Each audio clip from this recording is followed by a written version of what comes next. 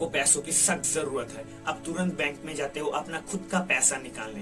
Bank वालों ने आपको पैसे देने से इनकार कर दिया है और बैंक को पूरी तरह से बंद कर दिया जा चुका है। सोचिए उस समय आपका हालत क्या होगा। ऐसा ही कुछ हो रहा है यूएस की सिलिकॉन वैली बैंक के कस्टमर के साथ और इसका शेयर 70% तक गिर चुका है। और सिलिकॉन वैली बैंक के बाद यूएस की और एक बैंक सिग्नेचर बैंक को भी पूरी तरह से बंद कर दिया जा चुका है। 26 सितंबर 2008 यूएस की लेहमन ब्रदर बैंक फेल्योर, जो कि यूएस की हिस्ट्री में सबसे बड़ा बैंक फेल्योर था, क्या सेम सिचुएशन फिर से दोहराने वाला है? आइए आज के इस वीडियो में इस सवालों की जवाब ढूंढने की कोशिश करते हैं। Silicon Valley Bank. They got their bonus that Friday. Hours later, the bank ripple failed. effects from the collapse of Silicon Valley Bank on Friday are being felt Valley across Bank, the world. the 16th largest in the country after it was shut down by US regulators on Friday. आप लोगों को ये video अच्छा लग रहा है तो please channel को सब्सक्राइब कर लेना, क्योंकि आप लोगों का एक सब्सक्राइब मुझे बहुत ज्यादा मोटिवेट करता है।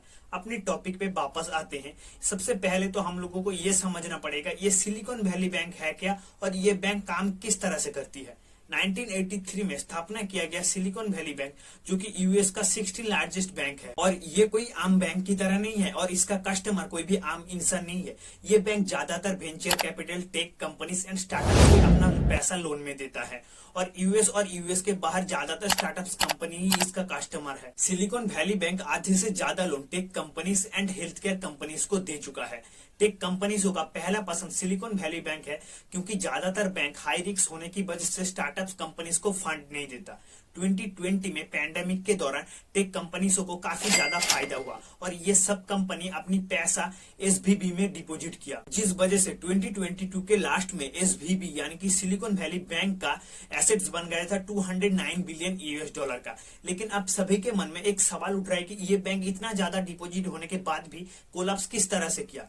सिलिकॉन वैली बैंक का कोलैप्स करने के पीछे मल्टीपल रीजन है। पहला, lack of diversification. Silicon Valley Bank US treasury में बहुत ज्यादा इन्वेस्ट किया लॉन्ग टर्म के लिए। हालांकि उस समय बॉन्ड और ट्रेजरी का वैल्यू गिरने लगा, लेकिन इंटरेस्ट का रेट्स इंक्रीज होने लगे। 2020 में फेडरल रिजर्व ने इन्फ्लेशन को रोकने के लिए इंटरेस्ट का रेट और भी बढ़ा दिया और उस समय एसवीबी का बॉन्ड और पोर्टफोलियो और भी ज्यादा गिरने लगा। इन्फ्लेशन की वजह से टेक सेक्टर में पैसों की कमी होने लगी, जिस वजह से कुछ कस्टमर ने सिलिकॉन वैली बैंक के अंदर से अपना पैसा निकालने लगे, क्योंकि उस समय वेंचर कैपिटल धीरे धीरे गिरने लग रहा था और पैसों की कमी होने की वजह से एसवीबी का बॉन्ड्स धीरे धीरे लॉस में बेचने लगा। दूसरा, बैंक रन। 6 मार्च को जब एसवीबी ने 1.75 बिलियन यूएस डॉलर जुटाने का अनाउंसमेंट किया, तब एसवीबी का कस्टमर घबराने लगे, क्योंकि उन लोगों को पता चल गया था एसवीबी के अंदर उन लोगों का पैसा सेफ नहीं है, जिस वजह से वो लोग तुरंत अपनी पैसा एसवीबी से निकालने लगे और उसके अगले दिन 7 मार्च को एसवीबी का स्टॉक 60% तक नीचे गिर गया। कैलिफोर्निया के रेगुलेटर्स ने 8 मार्च को इस बैंक को पूरी तरह से बंद कर दिया।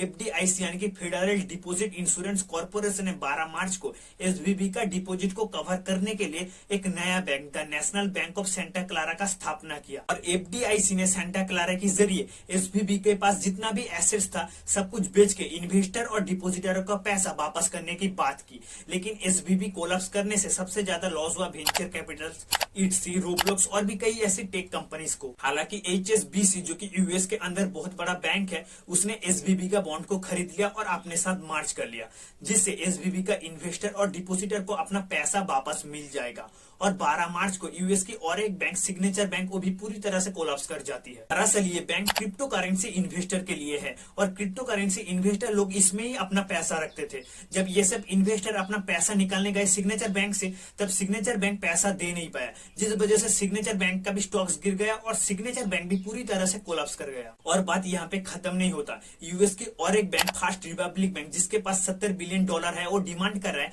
लेकिन लोग वहां से पैसे निकलने के बाद उस बैंक का स्टॉक 70% तक नीचे गिर गया। 2008 से लेकर 2012 तक एफडीआईसी ने 4665 बैंक को फेल होने की वजह से पूरी तरह से बंद कर दिया था और 2008 में होने वाले लेहमन ब्रदर्स बैंक फेलियर, जो कि यूएस हिस्ट्री में सबसे बड़ा बैंक फेलियर था, क्या वही सिचुएशन फिर से दोहराने वाला है? कमेंट करके बताइए और इसमें आप लोगों का क्या राय है। फिर मिलते हैं अगली वीडियो में।